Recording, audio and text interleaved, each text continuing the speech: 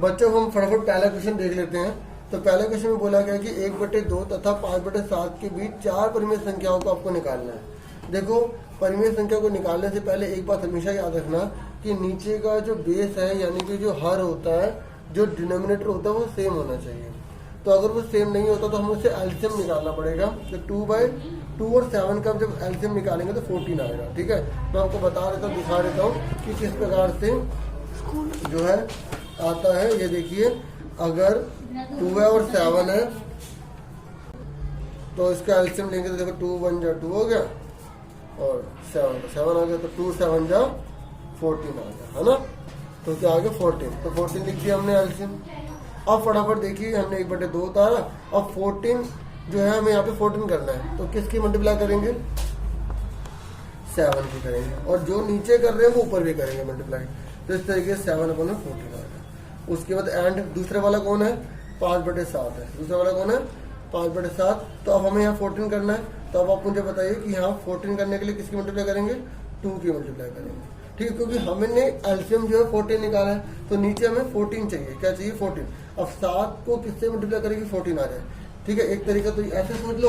दूसरा सिंपल सा तरीका, हमने एलसीएम तो निकाल ही लिया है ना। तो अब देखिए यहाँ 2 दे रखा है, 2 है तो बचा क्या, 7 बचा, 7 लिख लिया, 14 आ गया। ठीक है, ऐसे ही 7 है तो 7 लिख लिया, तो बचा क्या 2, तो 2 आ गया। इस तरीके से 4 2 जा 10, 7 2 जा 14 आ गया। ठीक है, यहाँ तक आपको क्लियर हो गया। अब उसके बाद इसने कितने नंबर बोले हैं, 4 परिमेय संख्या बोली। कितनी बोली बच्चों, 4। अब आप देखिए 7 और 10 के बीच में कितने नंबर है, ध्यान से देखिए। नंबर लाइन हमने अभी करी है, वर्कशीट में समझा रखा है। ये 0 है, ये 1 है, ये 2 है, ये 3 है, ये 4 है। ऐसे ही होता है ना। ऐसे ही हमें बोला गया है 7 और 10, तो हम यहाँ पर 7 डाला, ऐसे पीछे चलता रहेगा, और ये 10 हो गया। अब मुझे बताइए कि इसके बीच में कितने नंबर है, 8 और 9, सिर्फ 2 ही तो नंबर है। कितने नंबर है, 2 नंबर है। ठीक है, तो हमें कितने निकालने हैं, 4 निकालने हैं। देखो परिमेय संख्या को निकालने के कई तरीके होते हैं, ये जो मैं करवा रहा हूँ अपने तरीके से बता रहा हूँ। ठीक है, तो आप ये, क्योंकि ये बच्चों को ज़्यादा इजी लगता है। तो हमने क्या करा, ये जो 7/14 है और जो 10/14 है, इन दोनों को यहाँ लिख लिया। ठीक है, अब हमें जितने नंबर निकालने हो ना, एक तरीका ये होता है, क्योंकि परिमेय संख्या 2 नंबर के बीच में बहुत सारी हो सकती है बच्चों। ये मत सोचना कि सबका आंसर सेम आ जाएगा। ठीक है, अगर हमें 4 परिमेय संख्या निकालनी, पहले तो आपको उसका डिनोमिनेटर यानी कि हर समान करना पड़ेगा। अगर आपसे 4 नंबर बोल रहे हैं ना, तो आप क्या करो, दोनों में 5 की मल्टीप्लाई डिवाइड कर दो। ठीक है, एक तरीका बता रहा हूँ मैं, और जो वर्कशीट में दे रखे वो भी तरीका आपको बता दूंगा। ठीक है मेरी बात, ये जो तरीका बताने जा रहा हूँ हर जगह एप्लीकेबल होगा, सबसे ईजी होगा। और जो वर्कशीट में एक और तरीका बता रखा है वो भी हर जगह एप्लीकेबल होगा, लेकिन वो बच्चों को कई बार टफ लग जाता है। ठीक है, तो इस तरीके को आप समझ लीजिए। तो आपको क्या निकालना है, 4 परिमेय संख्या निकालनी है, तो हम क्या करते हैं, 5 से मल्टीप्लाई डिवाइड कर सकते हैं। हालांकि हम 3 से करेंगे तब भी आ जाएगा। ठीक है, लेकिन मैं आपको जो तरीका बता रहा हूँ वो याद रखो कि अगर हमें 4 परिमेय संख्या निकालने के लिए बोला है ना, तो आप 5 से मल्टीप्लाई डिवाइड कर दो। तो लिखोगे 5 से दोनों संख्याओं में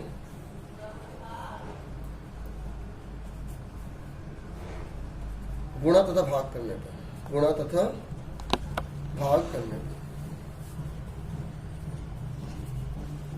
तो देखो बच्चों 7/14 जब हमने क्या करा, 5 से मल्टीप्लाई 5 से डिवाइड करते हैं। ऐसा कोई भी क्वेश्चन आ गया ना, अगर जैसे 4 नंबर की जगह उसने पूछ लिया 10 नंबर, 11 नंबर, 15 नंबर, 20 नंबर, सबसे पहले आपको क्या करना पड़ेगा, उसका डिनोमिनेटर सेम करना है। उसको जितने नंबर बोले एक ज्यादा बढ़ा के ना मल्टीप्लाई डिवाइड कर दो। ठीक है, आपके सारे के सारे क्वेश्चन के आंसर इजिली आ जाएंगे। ठीक है, सबसे आसान तरीका है ये। ठीक है, तो आप ध्यान से देखिए, 7 पंजे कितना हो गया 35, 14 पंजे कितना हो गया 70, 10 पंजे 50 हो गया, और 14 पंजे कितना हो गया 70 हो गया। ठीक है, अब हमसे क्या पूछे, 4 परिमेय संख्या बोला है, आप लिख दो 1/2 और 5/7 के बीच 4 परिमेय संख्या।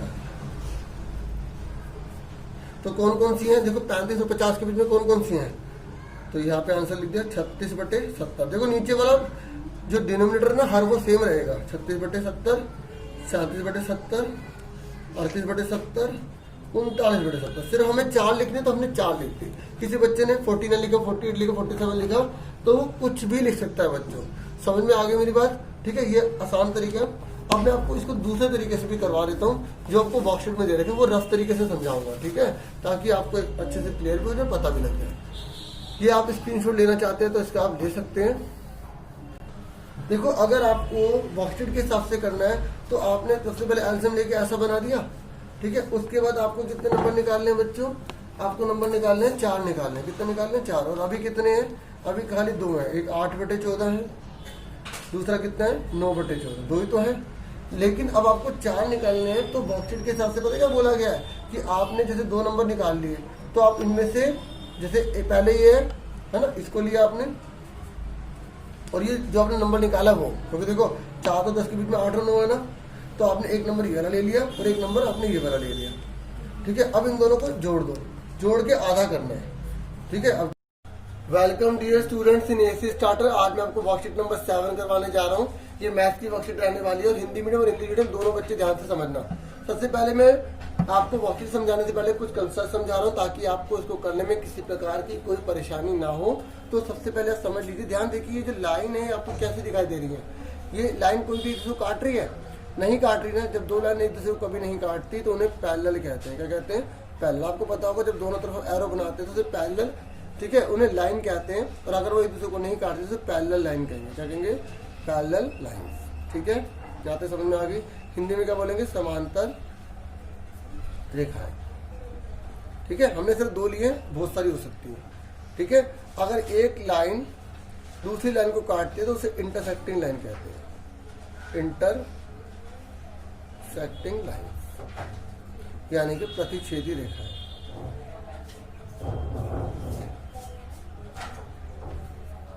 ठीक है, यहाँ तक समझ में आ गई।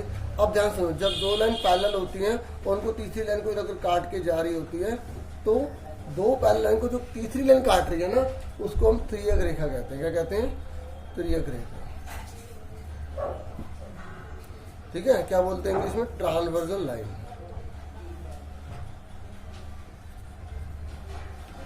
ठीक है। अब आगे समझिए, फटाफट समझ ले। देखो जब 2 लाइन पैरेलल होती हैं तो और तीसरी लाइन काट के जा रही होती है तो इसको त्रियक रेखा कहते हैं, इन्हें पैरेलल लाइन कहते हैं। अब आप ध्यान देखिए क्या बन रहा है, जेड बन रहा है। ध्यान देखिए, ये जेड बन रहा है, जेड। तो अगर ये जेड बन रहा है तो ये वाला एंगल और ये वाला एंगल जो है इक्वल होगा, ठीक है। और इसको बोला जाता है अल्टरनेट इंटीरियर एंगल। क्या बोला जाता है, अल्टरनेट इंटीरियर एंगल।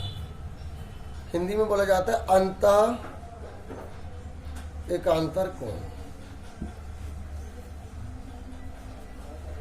ठीक है। यहाँ तक समझ में आ गई। ये हमेशा इक्वल होते हैं, बराबर होते हैं। क्या होते हैं, बराबर, ठीक है। ऐसे ही देखो ये भी जेड बन रहा है, ये देखिए ऐसे जेड। ये मत सोचना कि सीधा जेड बन रहा है, उल्टा भी जेड बन रहा है, तब भी ये दोनों, ये और ये वाला एंगल आपस में बराबर होगा। ये 1 है, ये 2 है, 1 बराबर 2 के होगा, ठीक है। ऐसे ही ये 3 मान लिए तो 4 मान लिए 3 बराबर 4 के होगा। ये एंगल होता है, ठीक है। ये एंगल मतलब कोण, ठीक है, सिंबल है ये, ठीक है बच्चों। ये क्या है, एंगल, एंगल माने कोण। यहाँ तक क्लियर हो गया बच्चों। अब हम आगे देख लेते हैं।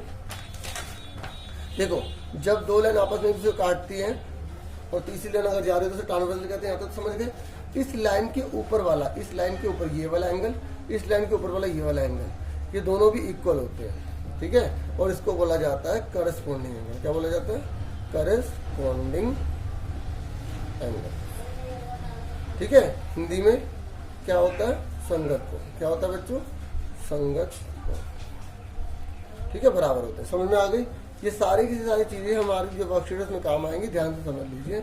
ये वाला एंगल देख रहे हो और ये वाला एंगल, दोनों एक ही तरफ है ना, दोनों एक ही तरफ है, तो इनका जो टोटल होता है 180 डिग्री होता है। क्या होता है, 180 डिग्री। इसके लिए जब हमें दोनों लाइनों के बीच में जो एंगल बन रहे होते हैं ना, इसके लिए हमें पूरी स्टेटमेंट लिखनी पड़ती है। The pairs of interior angle on the same side of transversal are, ठीक है। ये, ठीक है, ये दोनों के दोनों पेयर होते हैं, एक ही इंटीरियर एंगल है। आप सिंपल भी लिख सकते हो, pair of interior angle of one side of transversal line, ठीक है। त्रियक रेखा के एक ही ओर बने कोण, एक ही ओर बने अंतःकोण, एक ही ओर बने अंतःकोण। यहाँ तक क्लियर हो गया, ठीक है। अब ध्यान से समझ लीजिए, ये लाइन और ये लाइन एक दूसरे को काट रही है, तो ये वाला एंगल इस वाले एंगल के क्या होगा, बराबर होगा। क्या होगा, इक्वल होगा। इसको क्या बोलते हैं, वर्टिकली अपोजिट एंगल। क्या बोलते हैं, वर्टिकली अपोजिट एंगल बोलते हैं। हिंदी में बोला जाता है ऊर्ध्वाधर सम्मुख कोण, ऊर्ध्वाधर सम्मुख कोण, ठीक है, और सम्मुख कोण। क्लियर हो गया यहाँ तक। अब फटाफट हम वर्कशीट के क्वेश्चन कर लेते हैं। अब हमें वर्कशीट के क्वेश्चन करने में कोई प्रॉब्लम नहीं आने वाली, क्योंकि हमने कंसेप्ट समझ लिया, ठीक है। बाकी आप एक बार रिवाइज करोगे तो आपको क्लियर हो जाएगा, ठीक है। मैंने दोनों में लिख रखा है ताकि आपको किसी प्रकार की कोई दिक्कत ना हो। ये फिगर दे रखी है, आप देख लीजिए, थोड़ा छोटा कर देता हूँ मैं, ठीक है। अब इसने बोला है कि आपको संगत कोण का युग्म बताना है। तो मैंने आपको क्या बताया था, संगत कोण किसे कहते हैं, करस्पॉन्डिंग जो लाइन के ऊपर वाला, लाइन के ऊपर वाला, ठीक है। ऐसे लाइन के नीचे वाला और लाइन के नीचे वाला भी संगत होगा, लाइन के ऊपर वाला, लाइन के ऊपर वाला, लाइन के नीचे वाला, लाइन के नीचे वाला क्या होता है, संगत कोण होता है, करस्पॉन्डिंग एंगल्स होता है। अब इसने बोला है, ये फिगर आपको दिखाई दे रही है, ठीक है। तो इसने बोला कि आपको पेयर बताना है, ठीक है, जो करस्पॉन्डिंग एंगल हो। तो बताओ कौन कौन सा होगा। एंगल 1 बराबर एंगल 5 के, ठीक है, एंगल 5, एंगल 1, एंगल 5, ठीक है, एक हो गया। और कौन सा हो सकता है, 2 और 6 के, एंगल 2, एंगल 6, ठीक है। और कौन सा हो सकता है, 3, 7, 4 और 8, ठीक है। हमने खाली 2 ही लिख दिए, यहाँ तक समझ में आ गई। अगला बोला है वर्टिकली अपोजिट एंगल, ठीक है। देखो मैंने यहाँ पर ऊर्ध्वाधर सम्मुख कोण लिखा है, इसे शीर्षाभिमुख कोण भी कहते हैं, शीर्षाभिमुख, ठीक है। एक शीर्ष के दोनों तरफ के जो कोण होते हैं, ठीक है, उसको क्या बोलते हैं, शीर्षाभिमुख। उदाहरण में उल्टे आमने सामने, ठीक है। तो आप बताइए वर्टिकल अपोजिट एंगल कौन कौन से हैं इसमें से, ध्यान से देखिए। एंगल 1 बराबर एंगल 3 के, 2 बराबर 4 के, तो आप ये लिख देंगे एंगल 1 बराबर एंगल 3 के, और कौन सा है, 2 बराबर 4 के, ठीक है, समझ रहे हो मेरी बात। ऐसी और कौन सा हो सकता है, एंगल 5 बराबर 8 के, 5 बराबर 7 के, सॉरी, ठीक है। ऐसे एंगल 8 बराबर किसके हो सकता है, 6 के। मैंने 4 ली थी, 2 काफी हैं, ठीक है, इसमें भी मैंने 2 लिखे थे। अब बताइए the pair of alternate interior angle. देखो मैंने आपको अल्टरनेट इंटीरियर एंगल के बारे में क्या समझाया है, जो जेड बना रहा होता है, ठीक है, अंदर के। ये वाले जो होते हैं बाहर के होते हैं, एक्सटीरियर एंगल कहते हैं इन्हें। अभी हमसे सिर्फ इंटीरियर के बारे में पूछा है, तो आपको क्या इंटीरियर बताना, तो इंटीरियर कौन सा होगा, 3 और 5, ठीक है। तो एंगल 3 = 5, ठीक है। और बताइए कौन सा होगा, एंगल 2 बराबर 8। समझ में आ गई मेरी बात, ठीक है। ये एंगल बनाया, क्लियर हो गया, यहाँ तक आ गया। अब लास्ट पूछा है कि दो त्रियक रेखा की एक ही ओर बने अंतः कोणों का युग्म। देखो ये त्रियक रेखा जा रही है, ये दोनों अंदर की तरफ कोण बन रहा है, एक ये और ये बन रहा है और ये और बन रहा है। तो आप क्या लिखोगे, तो अब हमसे पूछा गया इंटीरियर वाला, तो देखो 2 और 5 हो गया, इनका टोटल 180 होता है, ठीक है, 180 डिग्री लिख देंगे, ठीक है। जैसे मैंने यहाँ पर इक्वल लगाया, आप ये भी लिख दो 1 and 5, फिर कॉमा 2 and 6, ठीक है। आप ऐसे भी लिख सकते हो, समझ में आ गई। तो 2 + 5 180 डिग्री होगा, ये दोनों एक तरफ है, और कौन है 3 and 8, एंगल 3 and 8, ठीक है। इस तरीके से हमारा आंसर है। अब हम सेकंड क्वेश्चन की तरफ बढ़ जाते हैं। सेकंड क्वेश्चन हमारे सामने है, इसने बोला आपको A B C D E F निकालने हैं, ठीक है। अब आप ध्यान से देखिए 125 और यहाँ F लिखा हुआ है। एक लाइन का टोटल कितना होता है, 180 डिग्री होता है, ठीक है। ये आपको मैंने नहीं बताया, देखो एक लाइन जब ड्रॉ की जाती है, तो अगर हम दूसरी लाइन इसके ऊपर काटने लग जाए इंटरसेक्टिंग, तो ये लाइन इसके अपोजिट है। जब लाइन उसके अपोजिट होती है तो इसका और इसका टोटल 180 डिग्री होता है। इसको बोला जाता है लीनियर पेयर। क्या बोला जाता है, लीनियर पेयर। हिंदी में बोला जाता है रैखिक युग्म। क्या बोला जाता है, रैखिक युग्म, ठीक है।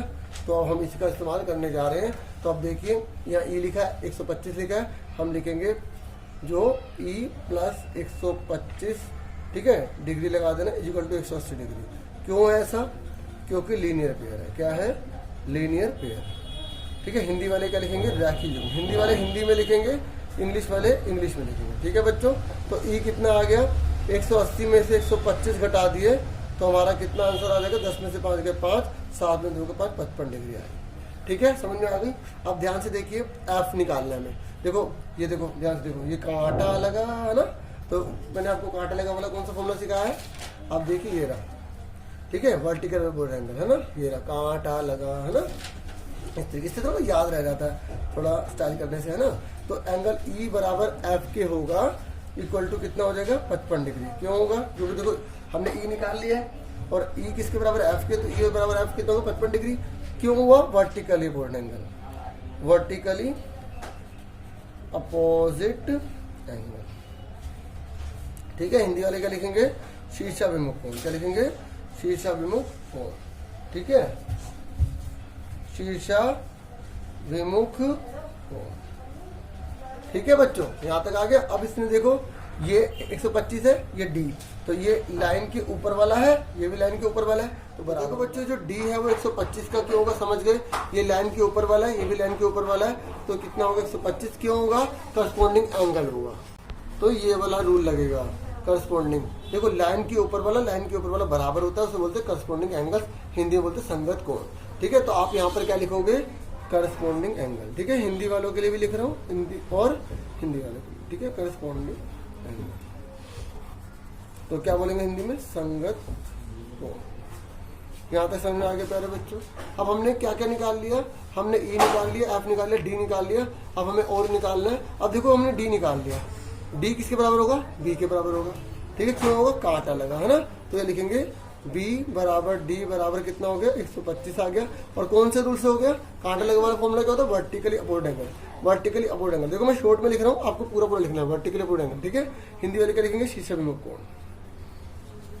शीर्ष विमुख कोण। यहाँ तक समझ में आ गया बच्चों। उसके बाद हमें देखो, हमने बी डी निकाल लिया, ए निकाल लें। अब ध्यान से देखिए, हम ऐसे भी कर सकते हैं, ये लाइन के ऊपर वाला, ये लाइन के ऊपर वाला है ना, तो यहाँ भी करस्पॉन्डिंग एंगल होगा। हम यूँ भी कर सकते हैं, एक लाइन का टोटल 180 डिग्री होता है, ऐसे भी कर सकते हैं। तो हम किससे करते हैं, ए और ई वाला, ठीक है। तो हमने क्या करा, ए बराबर होगा, ई बराबर होगा, ई कितना निकाला 55, तो ए भी कितना होगा 55 डिग्री होगी। कौन से रूल से हुआ, ये भी लाइन के ऊपर है, ये भी लाइन के ऊपर है, कौन सा रूल होगा बच्चों, करस्पॉन्डिंग एंगल, ठीक है, करस्पॉन्डिंग एंगल। हिंदी में क्या बोलते हैं बच्चों, संगत, ठीक है। अब हमें क्या निकालना, बाकी सी निकालना, तो ए बराबर किसके होगा, सी के, ठीक है। तो ए बराबर किसके होगा, सी के, और सी ए हमने कितना निकाला है, 55 निकाला है। कौन से फॉर्मूले से आएगा, वर्टिकली अपोजिट एंगल, ठीक है। यहाँ पर आप सेम लिख लोगे, शीर्ष विमुख कोण, ठीक है। क्या लिख लोगे, शीर्ष विमुख कोण, यहाँ लिख के दिखा देता हूँ, शीर्ष विमुख कोण। इस तरीके से हमने सारे आंसर निकाल दिए, ठीक है। आप एक बार सारे आंसर लाइन से यहाँ दोबारा लिख के दिखा देना अगर चाहो तो, नहीं तो नहीं लिखोगे तब भी ठीक है। समझ में आ गई बच्चों, ठीक है। लास्ट क्वेश्चन से पूछा गया है कि यदि दो रेखाएं एक दूसरे को काटती हैं, फटाफट काट दो, ठीक है। 2 लाइन डिसाइड कर रही है, तो कह रहा है how many angles have been formed, तो कितने एंगल बने हैं, 1 2 3 4, तो इसका आंसर कितना आ गया, 4 एंगल्स, ठीक है, 4 कोण, बस, ठीक है। आज के लिए इतना बहुत है। उम्मीद करूंगा आपको अच्छे से समझ में आ गया होगा सारा कंसेप्ट, और अगर नहीं आया तो एक बार दोबारा देख लें, क्योंकि नई चीजें कई बार एक बार में नहीं हो पाती है, ठीक है। जिनको आ गया एक्सीलेंट, सुपर एक्सीलेंट, बहुत ज्यादा ध्यान से देख रहे थे वो, ठीक है। आज के लिए इतना बहुत है। Thank you for watching and listening carefully, take care yourself.